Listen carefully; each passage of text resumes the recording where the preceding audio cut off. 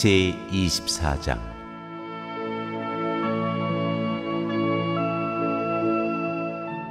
우리 가운데서 몇몇 여자가 우리를 놀라게 하였습니다. 그들은 새벽에 무덤에 갔다가 그의 시신을 찾지 못하고 돌아와서 하는 말이 천사들의 환상을 보았다는 것입니다. 천사들이 예수가 살아계신다고 말했다는 것입니다. 그래서 우리와 함께 있던 몇 사람이 무덤으로 가서 보니 그 여자들이 말한 대로였고 그분은 보지 못하였습니다. 예수께서는 그들에게 말씀하셨다. 어리석은 사람들입니다. 예언자들이 말한 모든 것을 믿는 마음이 그렇게도 무디니 말입니다. 그리스도가 마땅히 이런 고난을 겪고서 자기 영광에 들어가야 하지 않겠습니까?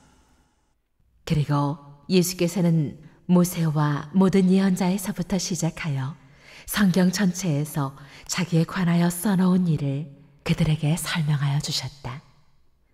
그 두 길소는 자기들이 가려고 하는 마을에 가까이 이르렀다. 그런데 예수께서는 더 멀리 가는 척 하셨다. 그러자 그들은 예수를 만류하여 말하였다. 저녁 때가 되고 날이 이미 저물었으니 우리 집에 묵으십시오. 예수께서 그들의 집에 묵으려고 들어가셨다.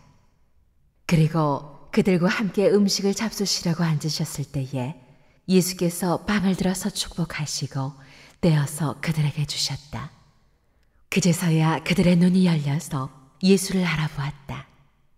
그러나 한순간에 예수께서는 그들에게서 사라지셨다. 그들은 서로 말하였다. 길에서 그분이 우리에게 말씀하시고 성경을 풀이하여 주실 때에 우리의 마음이 우리 속에서 뜨거워지지 않았습니까? 그들이 곧바로 일어나서 예루살렘에 돌아와서 보니 11 제자와 또 그들과 함께 있던 사람들이 모여 있었고 모두들 주님께서 확실히 살아나시고 시몬에게 나타나셨다 하고 말하고 있었다.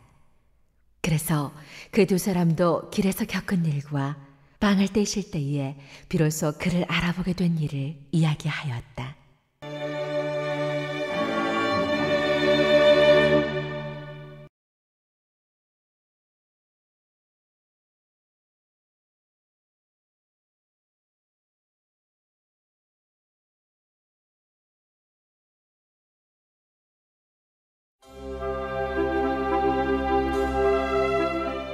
우리는 어제 예수님의 인기를 시기한 유대인 지도자들과 폭동보다는 안정을 선택한 빌라도, 그리고 무지한 무리들의 외침으로 인해 십자가에 못 박히시게 된 예수님의 이야기를 살펴보았습니다.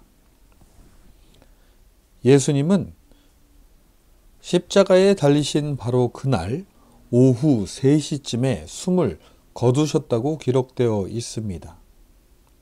아마도 십자가에 달리시기 전 밤새도록 이리저리 끌려다니시며 잠 한숨도 못 주무신 데다가 로마 군인들에 의해 매질까지 당하셨기에 예수님의 체력이 오래 버티지 못하고 돌아가신 것 같습니다. 사도 요한의 기록에 보면 유대인들이 안식일에 시체들을 십자가에 그냥 두지 않기 위해 시체의 다리를 꺾어서 치워달라고 요구했다고 합니다. 이것은 곧 십자가형이 하루 이틀에 끝나는 것이 아니라는 것을 말하는 것입니다. 이때 예수님의 양옆에 있던 사형수들은 아직 죽지 않아 다리를 꺾입니다.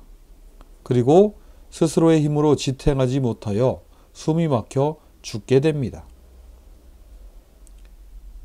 하지만 군사들이 예수님께 와서 보자 예수님은 이미 죽어 계셨기 때문에 다리를 꺾지 않고 단지 죽었는지를 확인하기 위해 창으로 옆구리를 찔러 봅니다.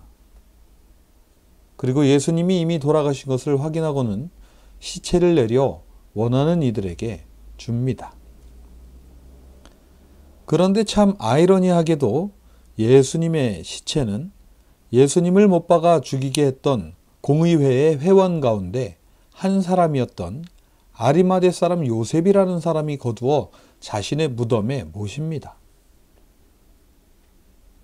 누가의 기록에 보면 그는 공의회의 결정과 처사에는 찬성하지 않았던 사람이라고 기록하고 있습니다. 이 모든 것을 지켜보고 있던 예수님의 어머니 마리아와 다른 여인들은 예수님의 시신에 쓸 향료와 향유를 마련합니다. 때는 안식일이 시작되는 금요일 저녁이었기에 그들은 모두 돌아가 안식일을 지킵니다. 그리고 안식일이 지난 다음 날인 일요일 아침 이른 새벽에 여자들은 준비한 향료를 가지고 무덤으로 갑니다. 그런데 이것이 웬일인가요? 예수님을 안장한 무덤의 돌문이 굴려져 열려 있는 것입니다. 여인들은 예수님의 시체를 찾으려 하였지만 찾지 못해 당황해하고 있었습니다. 그런데 바로 그때 웬 남자 둘이 그들에게 나타나 말했습니다. 어찌하여 너희들은 살아계신 분을 죽은 사람들 가운데서 찾고 있느냐? 그분은 여기에 계시지 않고 살아나셨다. 갈릴리에 계실 때에 너희들에게 하신 말씀을 기억해 보아라. 인자는 반드시 죄인의 손에 넘어가서 십자가에 처형되고 사흘째 되는 날에 살아나야 한다고 하셨다. 천사들의 말을 듣자 여인들은 예수님의 말씀이 떠올랐습니다. 그리고 그녀들은 제자들에게 돌아와 이 모든 일을 알립니다. 이 말을 들은 사도들과 제자들은 믿지는 않았지만 베드로는 달려가 자신의 눈으로 직접 확인합니다. 그리고 그는 빈 무덤과 함께 시신을 쌓아두었던 삼배만을 보고 돌아옵니다. 오늘 본문에서 누가는 이처럼 예수님의 부활을 믿지 못하는 제자들을 위해 그들 앞에 나타나신 예수님의 이야기를 기록하고 있습니다. 첫째는 엠마오로 가던 두 제자들에게 나타나신 이야기이고, 둘째는 가룟 유다를 제외한 11제자들이 모여있던 곳에 나타나신 이야기입니다. 오늘 우리는 엠마오로 가던 두 제자들에게 나타나신 예수님의 이야기를 살펴보도록 하겠습니다. 예루살렘으로부터 약 12km 정도 떨어진 엠마오라는 곳으로 가는 두 제자가 있었습니다. 그들은 그날 아침 예수님의 무덤을 찾아갔던 여인들이 빈 무덤을 보고 왔다는 소식을 들었습니다. 하지만 그들은 아마도 그녀들의 말을 믿지 않았던 것 같습니다. 그리고 그들은 모든 것을 포기하고 자신들의 집으로 되돌아가고 있었던 것입니다. 그들은 자신들이 보고 들었던 일에 대해 서로 이야기를 주고받고 있었습니다. 그런데 웬 낯선 한 사람이 그들에게 나타나 무슨 이야기를 하느냐고 묻습니다. 그러자 그들은 침통한 얼굴로 이렇게 말합니다. 그때에 그들 가운데 하나인 글로바라는 사람이 예수께 말하였다. 예루살렘에 머물러 있었으면서 이 며칠 동안에 거기에서 일어난 일을 당신 혼자만 모른단 말입니까? 그리고 무슨 일인지 더 자세히 묻는 낯선 이에게 그들은 지난 며칠 동안 있었던 일과 함께 오늘 아침 여인들에게 들었던 빈 무덤에 대한 이야기를 해줍니다. 그러자 그 낯선 이는 그 일어난 일에 대해서는 이미 구약에 기록된 일이며 그리스도는 고난을 받은 후에 영광에 들어가는 것이 맞다고 말합니다. 25절과 26절입니다. 예수께서는 그들에게 말씀하셨다. 어리석은 사람들입니다. 예언자들이 말한 모든 것을 믿는 마음이 그렇게도 무디니 말입니다.